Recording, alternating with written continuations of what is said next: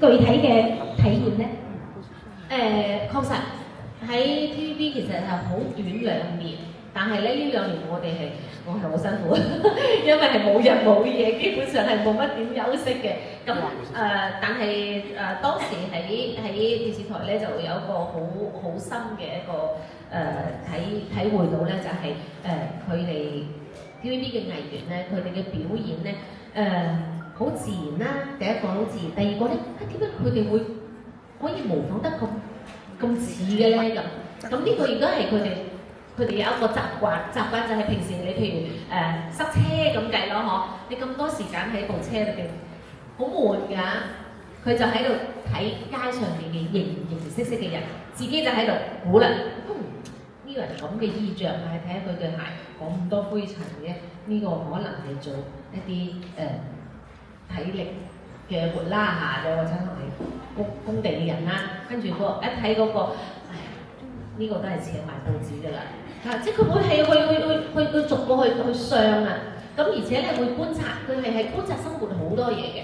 咁然之後到佢收埋呢一啲就作為佢嘅一個表演嘅一啲資料啦。咁到佢做乜嘢角色嘅時候，佢就可以拎出嚟，可以更加形象啦對呢個人物咁。我當時去學呢個表演嘅時候，我都自己都喺度諗。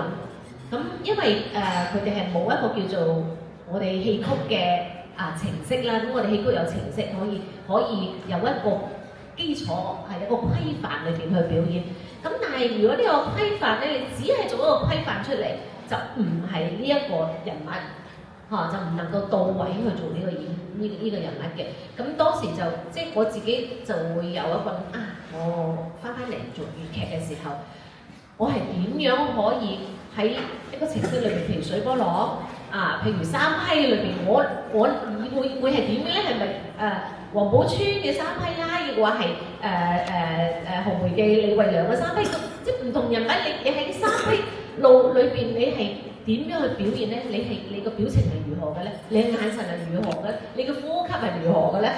咁即係話喺一定嘅規範裏邊，我點樣去揾準呢個人物嘅特點？佢嘅特色，佢嘅性格，咁呢個係我覺得我喺嗰2年裏邊係俾到我一個係話，我以後嘅表演我要更加係注重呢一個去設計，同埋要時時都要提醒自己呢個人物係咪咁嘅咧？呢個啱唔啱佢呢個身份咧？啱唔啱呢個性格咧？咁我會有呢啲咁嘅提醒咯，所以係當然唔係話一時就可以做得成啦，我哋都係喺個舞台上面係不斷演出，不斷去嘗試，係不斷去揾一啲細緻嘅機會去表現呢個人物嘅獨特性咯。所以話咧喺呢個 TVB 嘅呢個經歷，我唔知㗎，我唔係年輕，我由細就中意，但係我唔知道而家嘅年輕人會唔會中意。但我覺得我唔只要有機會，我都希望嘗試去用多啲方式去傳遞出嚟，睇下或者10個裏邊有1兩個會中意咧，係咪唔知㗎？係嘛？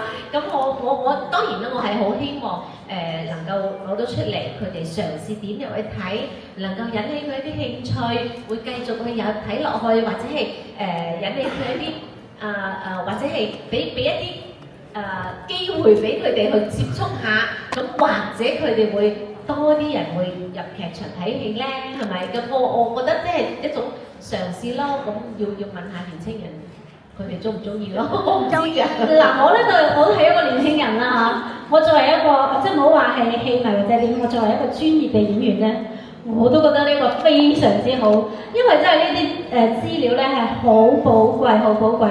有時我喺度諗，有呢本書，我要學嗰首曲嘅，喳喳冧，攞個二維碼出嚟掃一掃，跟住就可以跟住又睇住個視頻啦，又可以聽住端姐嘅經典唱段去學。我覺得呢個係非常非常之好，又好寶貴嘅。我覺得雖然係短短嘅片段攞出嚟，咁我希望佢哋喺個片段能夠引起佢哋興趣，再去睇一個長劇，慢慢入坑，我好希望可以做到咯。咁夏彼得我又想問下咧，咁通過呢一本畫傳啦，你最想傳達俾讀者嘅係一個點樣嘅粵劇精神咧？其實我覺得我都係跟住前輩嘅路去。前輩我覺得粵劇發展到而家，其實係前輩不斷咁去改進，不斷咁去向前發展，到我去演嘅時候，咁我跟住丁院長啦，亦都係慢慢一步，因為丁院長係佢係好夠膽去嘗試新嘅東西嘅。咁其實呢個亦都係俾到我好大嘅一個叫做啟發啦。咁所以我覺得我跟住前輩走應該冇錯吧？咁我希望就係話將粵劇話俾大家聽，我哋粵劇人係點樣過嚟嘅。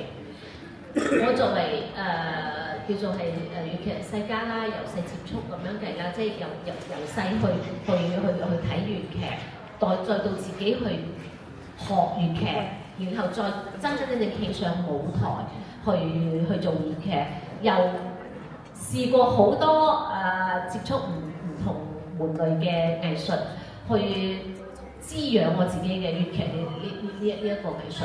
我覺得我哋係咁樣過嚟，我希望能夠佢哋明白我哋做粵劇嘅人嘅呢一種堅持，同埋對粵劇嘅一種尊重。我覺得係一定係尊重先至可以堅持到咁耐嘅。咁我希望可以傳達咗俾大家咯。多謝端姐嘅分享。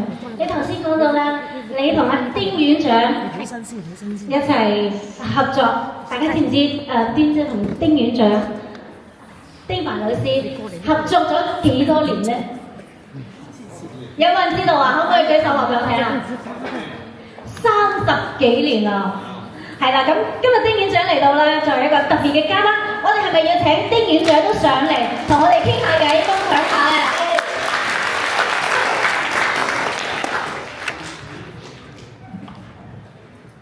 好開心啊！端姐入去輸出咁，其實我都喺度沾下光。記得點讚關注我啦，麼麼噠！